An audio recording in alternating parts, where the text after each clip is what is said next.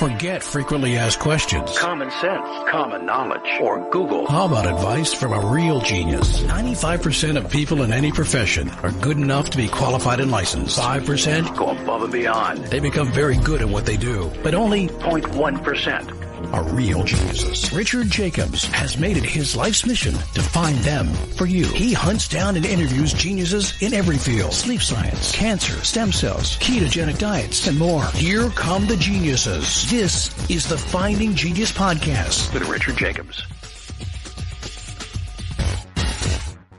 Before we begin, a note from our sponsor. I'm Richard Jacobs, Executive Director of the nonprofit Finding Genius Foundation and host of the Finding Genius Podcast. In late 2016, I was rear-ended at 65 miles an hour by a truck on the highway, which sent me off-road into a ditch. The impact of the collision gave me a concussion and other injuries. At the hospital, a CT scan showed that I had thyroid nodules, which turned out to be cancer. It was then, when I had a biopsy in my neck, that I realized even if I was a millionaire, I wouldn't want a second or a third biopsy due to the pain and the invasiveness of it. And appointments at that time for thyroid experts were 3 to 6 months out. And I was worried about dying now, even if that was irrational. So because of this, I've decided to raise money to conduct a literature review on steroids, on the causes of anxiety and depression, a condition that affects well over 50 million people in the United States and hundreds of millions worldwide. Our goal is to create a codex, a guide that reveals all possible treatments for anxiety and depression for people that live with the condition, or for loved ones that have it, as my wife and my son do. To find out more about our fundraiser, visit findinggeniusfoundation.org and click on current initiatives. And now to our guest. Hello, this is Richard Jacobs with the Finding Genius podcast, now part of the Finding Genius Foundation. Quick note about the foundation. We've started on our Anxiety and Depression Codex, which is a massive literature review of videos, interviews, peer-reviewed papers, alternative info, etc. The goal here is to assemble, hopefully, a large amount, if not all, the possible treatments for anxiety and depression. If someone goes to a practitioner nowadays, our estimate is that maybe 2 or 3% of all the possible treatments will be known by that practitioner, no matter how good they are. What if we're able to assemble 20%? It could be a home run on top of a home run for people suffering and people that know people that suffer. So to find out more, go to findinggeniusfoundation.org. And our guest today is Stephen Hayes. He's a foundation professor, part of the behavioral analysis program in the Department of Psychology at University of Nevada. And we're going to talk about some of the work he's been doing and helping people overcome various angst that they have, I guess is the way I can put it. So, Steve, thanks for coming. Glad to be here. Yeah, tell me a bit about your history and about your current work. Well, I'm a clinical psychologist, but also a basic researcher in language and cognition. I'm an old guy. I'm headed into retirement soon from the university, but not from the work, which has a 40-year arc to it. And the real focus of it, what I'm best known for, is bringing kind of acceptance, mindfulness, values into the conversation and a more process-based focus. In part for the reasons you were just talking about, that nobody could learn all those protocols, but maybe we could dig down to the common processes that make a difference, that move you into cul-de-sacs or put you on the right road to prosperity, and focus on that and all the different ways that evidence shows can be moved. But I started that personal journey just inside my academic work, and then really got serious with it when I developed a panic disorder and went through a 3-year spiral into hell. There's a TEDx. People can see what it was like and I finally hit bottom, and inside hitting bottom found that although I didn't have a way out, I did have a way in, and that there was a way forward that was 180 degrees in the opposite direction of where I was going. And that instead of trying to run, hide, fight, and wrestle with anxiety, it was my job to turn towards it, run towards it, inhale it, feel it, notice it, learn about it, learn from it, and carry it with me towards a life worth living. And that's the combination of things that now, 40 years later, and about 5,000 studies, so 800 randomized trials, and a lot of evidence, we can distill down what was really important in that moment for me, but also in bringing this into the lives of people, is a small, really manageable set of skills called psychological flexibility. It only has 6 things in it, but I can summarize it in 3: learning how to be more open, aware, and actively engaged in your life. And if you learn what those processes are, focus on them, learn how to move them, life will unfold in a better way. And so that's what I'm up to. What do you think caused your anxiety? And what solved it for you, or at least got it to a manageable level?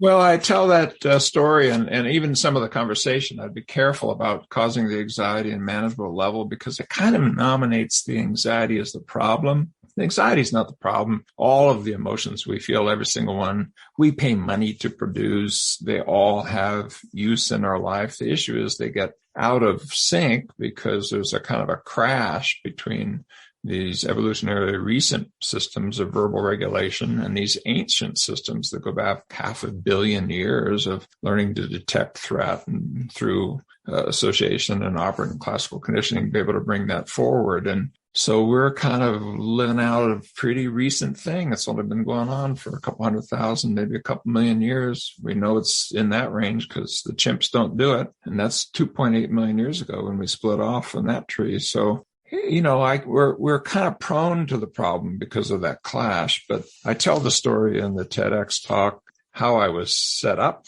for it.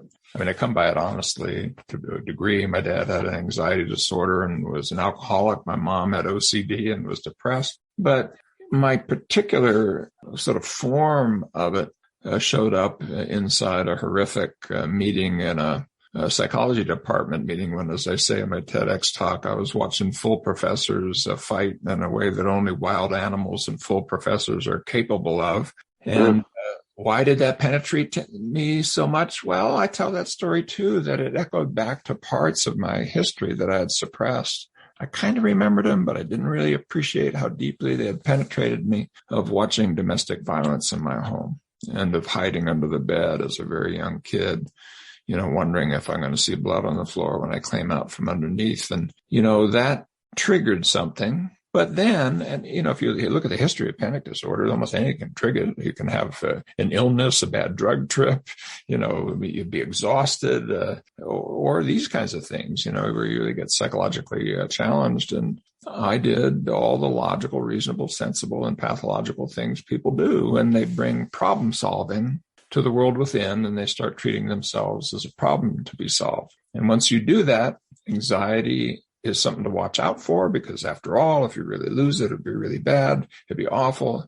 Yeah, but how do you respond to something that's about to happen that would be really bad and awful? You're going to respond with anxiety. So you get into this strange loop of anxiety is something to be anxious about. And that's why we have panic attacks and your dog doesn't. Dog can feel anxious, no doubt, but there's not panic disordered dogs. You can torture dogs and abuse dogs and they'll be dang anxious, but they don't know how to build in the most positive moments in your life. I mean, at the height of my anxiety, if I was sitting saying, wow, that's beautiful. I feel so great. Oh, I'm feeling so relaxed. I'd say, yeah, I'm relaxed. I'm glad I'm not feeling anxious because I'm relaxed, because last time I felt anxious, it was really bad and it's better.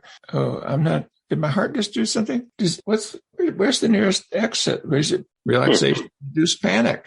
And look it up. Relaxation-induced panic. I mean, you can't do that to a dog. Humans know how to do it because we've got that organ between our ears that is great at solving problems, but not great at peace of mind, finding purpose, not great at connecting in love and consciousness with others. So I was lucky enough to run into the trap door that was open in the living room and fall through it. I was lucky enough because I'd hate to meet myself without panic disorder. The 40-year journey I've been on is one of trying to learn essentially how to be human, how to carry the pain of the past, and to know that life is limited and you're going to die. Everything you care about is limited and is going to pass away. The sun will die, etc. All those things. How can we possibly carry all that in a way that allows us still to be the courageous, values-based creatures that we are? And that's the story of acceptance and commitment therapy, or ACT, my work. But not just that, the whole kind of wing of evidence-based therapy that's focused on mindfulness, acceptance, and values. And the so-called third wave, that was a term I coined back in the day of CBT, but most of the evidence-based clinical traditions now include sensitivity to these issues. So tell me about acceptance and commitment therapy. What are some of the tenets of it and how does it work? Before we continue, I've been personally funding the Finding Genius podcast for 4.5 years now, which has led to 2,700 plus interviews of clinicians, researchers, scientists, CEOs, and other amazing people who are working to advance science and improve our lives and our world. Even though this podcast gets 100,000 plus downloads a month, we need your help to reach hundreds of thousands more worldwide. Please visit findinggeniuspodcast.com and click on Support Us. We have 3 levels of membership from $10 to $49 a month, including perks such as the ability to see ahead in our interview calendar and ask questions of upcoming guests, transcripts of podcasts you're interested in, the ability to request specific topics or guests, and more. Visit findinggeniuspodcast.com and click Support Us today. Now back to the show. Well, it's based on the psychological flexibility model, so that we need to learn to be open, meaning more cognitively flexible and emotionally open and flexible, neither avoiding nor clinging, allowing emotions to come and go because that's how they get to serve their evolutionarily interesting purpose. They remind us of the parts of the past that might be relevant to the present. That's what emotions do. And it's great to have that, but it would be like having a meter in your car. If you strap it to either pole, if you're clinging to joy or running from sad and anxious, you're defeating the whole purpose of it. So you want emotional and cognitive flexibility. And we teach people how to do that in a variety of means. I can give you some examples, but first let's try to understand the system. That's the open part. The aware part is to be able to allocate attention in a flexible, fluid, and voluntary way, shifting it when it needs to be shifted, sticking when it needs to stick, broadening when it needs to broaden, narrowing it when it needs to narrow. And just like a flashlight beam, a flashlight, if it always pointed in one direction, wouldn't be very useful to you. And there are times to broaden the beam or narrow the beam. So you need to know how to shift, stick, broaden, or narrow. But you want to do it from this more spiritual part of you, that part of you behind your eyes, that part of you that shows up in meditation or that shows up in prayer or that shows up in the various kinds of wisdom and spiritual traditions that we have, or psychedelic therapy, or there's lots of places where you catch that there's a part of you that's watching, that's witnessing, that's observing. And that part of you is able to allocate attention. So that's the aware part, consciously aware in a flexible, fluid, and voluntary way. And the actively engaged part is values, which is not goals. Goals are great to have, but only if they're part of a values journey. They're the qualities of being and doing that by choice you want to put into your moments, how you want to sort of live your life as in your best self way, in a way that reflects what you've learned from your pain, from your joy, from your heroes, and from the story that you want to create of your life. And then to build habits around that so that even when you're not watching, you're kind of mindlessly doing values-based things. You can build habits that help you, or you can build habits that hurt you. And if you create values-based habits, life tends to expand. And that's what I mean by actively engaged. Turns out those 6 things, which are kind of those 3 things, are really one thing. We know statistically and in the lives of people, they all hang out together. But just like a box, if you pull out any sides, it's weaker. If you pull out 2 or 3 sides, it's not a box anymore. In that same way, those 6 skills that are really 3, that are really 1, are how you kind of construct this sound box of mental strength with mental flexibility. And we call that psychological flexibility. And, we have literally 2,000 studies on it that show it's relevant anywhere a human mind goes. What does that mean, like psychological flexibility? Do you have an example? Yeah, sure. I mean, it's that combination of being open, aware, and active. So, for example, if you're walking into a meeting and you're feeling some anxiety before the meeting and there's some chatter that you got in your head about how you might not do very well and you hope that you impress, and there's a pull to kind of put on a clown suit and a persona, a mask that, where you'll just kind of fake your way through it. And, so you're really focused within and, are you doing it right? And, is the emotion coming that might interfere? Will they notice it? Will they see me sweating? Will they hear it in my voice? And all of that would be setting yourself up for a train wreck of a meeting in which, after all, what are the values behind that? What? Impressing other people? Is that what you want your life to be about? Not having them know that you have emotions? That's what you want your life to be about? You want to build habits around that? If instead you kind of push the pause button, opened up to what that emotion says, which is one of the things it's saying is this meeting is important. If you like this podcast, Please click the link in the description to subscribe and review us on iTunes. You're going to be anxious about anything that's important. Those things will show up. And so, okay, I get it. This is important. It is. I embrace that. Thank you, mind, for that. These thoughts of you might fail. Yeah, that's true. That's true. Thank you. I've got that covered. I did my prep. Anything else you have to say? Nope. Okay. When you come into that meeting, focusing on the other person, focusing on the task that you have to do, focusing on why this is important and what you want to accomplish and how that will improve your life and the life of others. And to do that consciously so that there's a part of you that's beyond all of that. I mean, if you had a disaster of a meeting, you're still you. You'll wake up in the morning still aware that deepest, more spiritual part of you is not being bumped around by the successes and failures. Athletes are invited to crawl into the clown suit that their fans create for them. And it does great harm to them. I do a lot of work in consulting, even with Major League Baseball, et cetera. I do that kind of work. And boy, do they have the temptation. And they have to find a part of them that will be there even when the fans go away and the career is set aside and the body can no longer function at that world-class level. And all of us are in that situation. We're going to lose our functioning. We're going to age. We're all in this situation. You're going to get old if you live long enough. Well, what are you going to do? You're not going to be all of what you were when you were 20. So you want to find that part of you that doesn't have, it's not life or death that you do well in this meeting. No, it's you, this bigger whole person with a value at stake. And because of that, you want to allocate your attention to what you're doing and to the other people there, not inside and the flips of your heart or the sweating on your skin.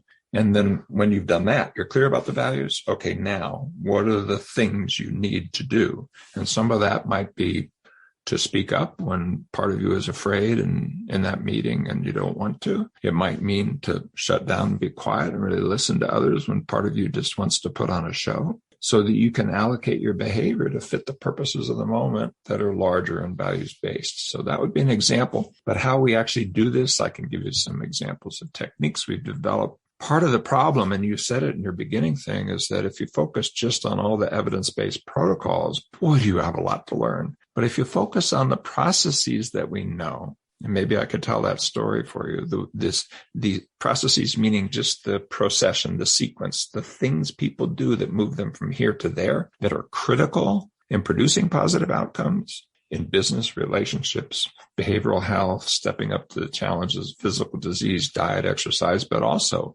yes, anxiety, depression, substance abuse, PTSD, all the classics on the mental health side. If you focus there, you go from maybe how many 100 evidence-based protocols, maybe more, down to 6, 7, 8, 9 things that you really need to focus on and learn. And the 6 I've just talked to you about are the biggest, most powerful, most evidence-based set known in all of science. I'm sorry for the parent self-praise, but I can build the case. I think I can show you with data that that's true.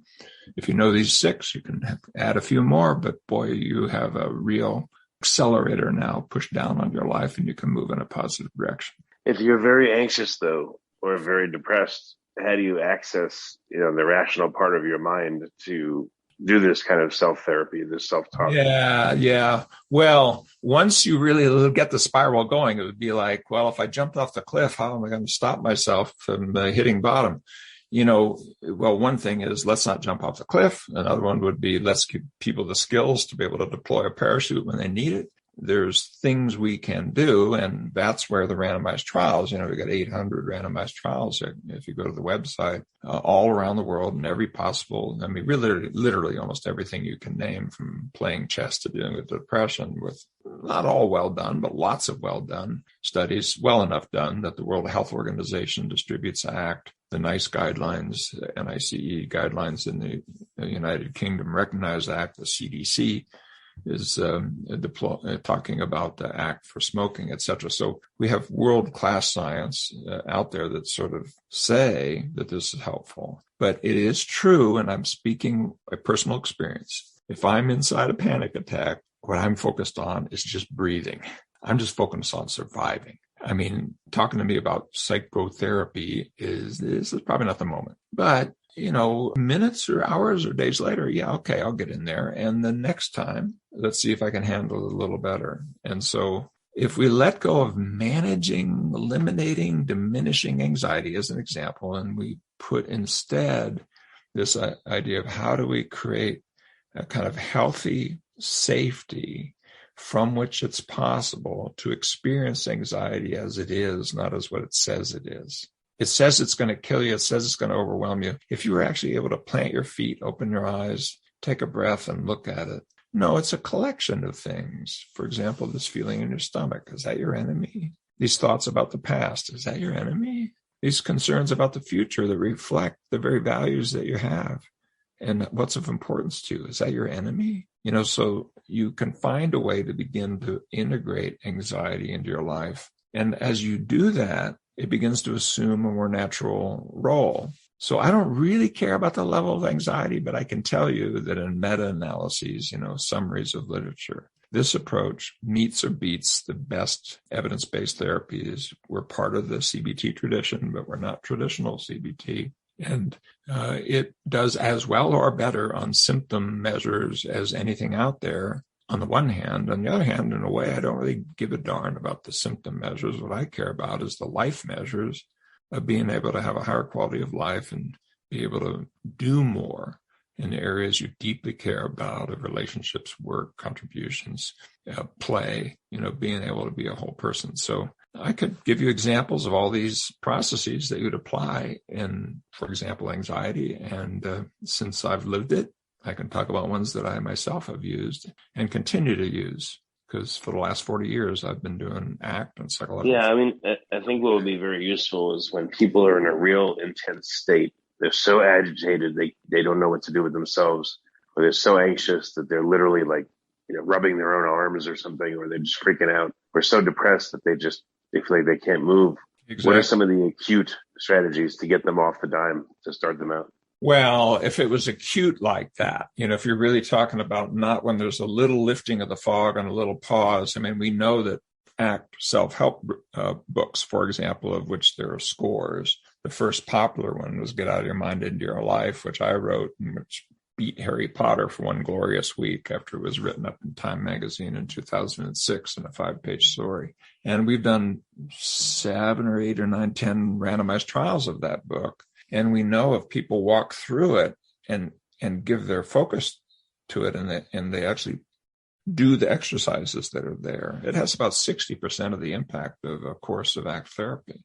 It has major impacts on anxiety and so forth. And why? Well, let me give you some examples. We might do things like in that book, in the area of emotion, teaching people to deliberately produce small amounts of distress that feel very much like what might happen with really intense anxiety. I'll give you an example of that. Hold your breath, get yourself in a safe position, sitting at a soft couch or something, because you can pass out doing this. Hold your breath as long as you can and just count the seconds. Get a clock out or your iPhone, do it.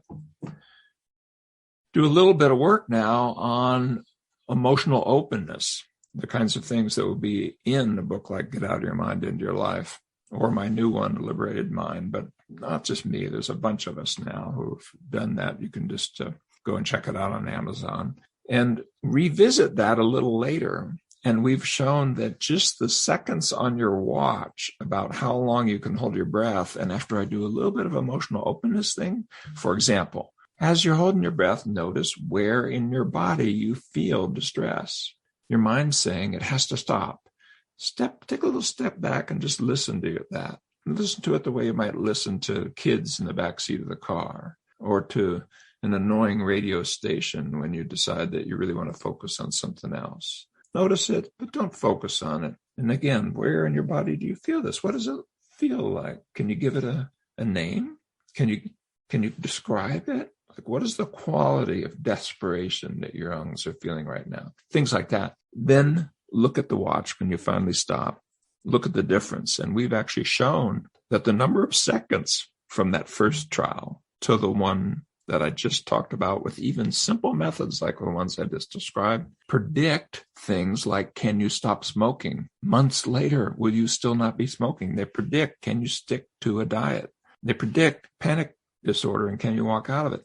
So what I'm saying is these distress tolerance skills, emotional openness skills, observe and describe, period, end of story skills are profoundly useful to you in dealing with painful thoughts, feelings, memories, and bodily sensations.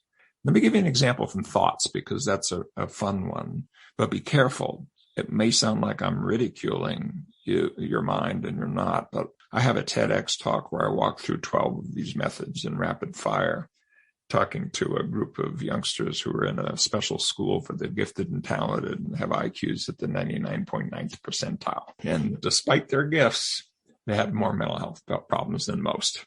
And so you can look at that TEDx if what I'm saying right now is of interest to you. But one of the things, I'll give you 2 or 3, give your mind a name. And when it's talking to you, literally like, okay, so what does George have to say about that? And listen to your mind the way you'd listen to somebody else. Because after all, you don't control what it's saying to you. So why should you think of it as being you? It's just a tool that you have. It's a part of you, but it's not synonymous with you. Take a thought that's really punchy, like, I can't stand this anxiety, I'm going to lose my mind, and sing it to the tune of Happy Birthday. Just try it and see. Anyone listening right now, if you've got a thought that just tortures you, just try it. Sing the thought. Don't do it as self-ridicule. That's not what you're doing. You're doing it to notice the thought with a little bit of separation. Distill the thought down to a single word and say it out loud fast about once per second for at least 30 seconds. Just do it. I'll give an example from a work I did in drug and alcohol, where a guy who was just tough as nails, frightening, had stood up earlier in the session and said that the only thing he cared about was not having people F with him, and made a sign with his hand like he was holding a gun. He was all tatted up, had all these leathers and chains. And we did this exercise, and he picked the word that they were all going to use, and he picked loser. He's in an inpatient program for drug addiction. So we sat around and said, loser, loser, loser, loser, loser, loser for 30 seconds. And a little later in that session, I asked him to stand up and say again really what he cared about. And now it wasn't the gun and nobody effing with him. He started to cry and say he's been a terrible father and he would like to be a better one to his kids, that his addiction has led to their deprivation and harm to them. So I don't know. I mean, I don't sell people short. When your mind is up on you, telling you, just screeching out you like the Wizard of Oz voice, doesn't mean you can't pull that curtain aside and notice where that voice is coming from, and maybe have a little more compassion, but also a little more flexibility in that moment than what your mind even understands or can tell you to do. And that's what the ACT stuff does. I've just given you 2. No, that's good. One in thought. Those are 2 of the 6. And each one has hundreds of methods, hundreds. So if one doesn't land well, giving their mind a name doesn't make sense to you, try word repetition. That doesn't work. Try singing it. If that doesn't work, there's hundreds more where that came from. And if we can move that process, I can guarantee you, based on the evidence, because it's so huge now, the life will unfold in a more positive way. It's worth learning these skills. Yeah, definitely, especially for these acute times where the feelings are so intense, you don't know what to do with yourself. So I think, maybe if it's not specifically depression or anxiety, I think a lot of people have felt so emotionally charged at certain points that they weren't able to think clearly. And, at those times, that's really when I would guess if you have the right training that you can help yourself. Yeah, I like to do it. I like to do it even in the times when you're not, so that you have the skill. But you made a bigger point, and I think it's really important, Richard, which is that, this idea that, mental health is a 1 out of 5 problem for people who have syndromes. Come on, in the year of COVID, don't we know that's a lie? We all need mental strength and resilience. It's a 5 out of 5 thing. It's not a 1 out of 5 thing. And it's not a 15 minutes a day thing. It's a 24/7 thing, because what you're working on is your mental strength and flexibility. And if with your physical body you do that, you don't say, oh, I'm sorry, you got cancer, I guess you have to start exercising. I mean, you would never say that. You'd say, hey, you've gone to the health club lately and you're working out, you're doing some yoga classes. And so could we treat our mind the way we treat our body and give it the tools that it needs while you're driving that FedEx truck, while you're behind that desk, while you're answering that emergency call as a first responder, or whatever it is that you do? You need psychological flexibility in your life's moments, and they predict positive outcomes across the board, whether it's relationships or business success, because that's the way it is, just like your physical health or what you're eating or how you relate to the people around you. This combination of social wellness and physical wellness and mental wellness is something we're all working on. So time's up, and we can't do this just by seeing shrinks. We can't do it just by thinking about therapy. I'm a therapist. I train therapists. I really care about therapists, but there's not a therapist in the world to deal with what we're facing in this year of COVID. It's impossible, but there is enough guidance through our cultural traditions, our wisdom traditions, our clinical traditions.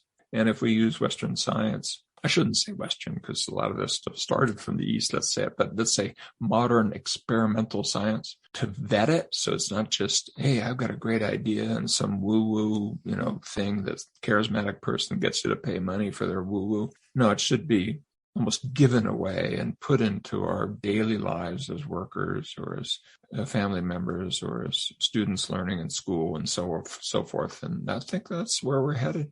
We're going to get there. Well, very good. Well, Steve, what's the best way for people to find out more about your work? Where can they go? And I guess they can go to YouTube, watch your TED Talk, but where else can they go to find out more? If there's something in there that's kind of moved what I just said, there's very inexpensive self-help books. Get Out of Your Mind and for Life, for example. I think it's like $12 or something you can buy from the major. But if you want to follow me and if you actually want to get on my clinical newsletter list, I don't spam people. But I will send you a little 7-item mini course through an autoresponder or through email about what ACT is, and you can get a little bit of a sense of if you like it. And if the clinical newsletters that show up about once a month you don't like, it's one-click opt-out. Just go to my name at Stephen with a V, middle initial C, like my dad's name, Charlie. Hayes, Hayes, Stephen C. Hayes. So www.stephenchayes.com and click on yes, please send it to me. I'll send you the mini course and I'll put you on my newsletter list and you can escape very easily. I don't spam people, but I'll try to get you in contact with the resources you need. If you want to wander around that site without signing in, without giving up your email, it's all good. And you can see lots of measures that you can do to measure your psychological flexibility, tools that you can use, linkages to books you can buy, not just mine. And I'll try to be of use to you. Very good. Stephen, thank you for coming on the podcast, and I appreciate it. It was awesome. Thank you for the opportunity. If you like this podcast, please click the link in the description to subscribe and review us on iTunes. You've been listening to the Finding Genius podcast with Richard Jacobs. If you like what you hear, be sure to review and subscribe to the Finding Genius podcast on iTunes or wherever you listen to podcasts. And want to be smarter than everybody else? Become a premium member at findinggeniuspodcast.com. This podcast is for information only. No advice of any kind is being given. Any action you take or don't take as a result of listening is your sole responsibility. Consult professionals when advice is needed.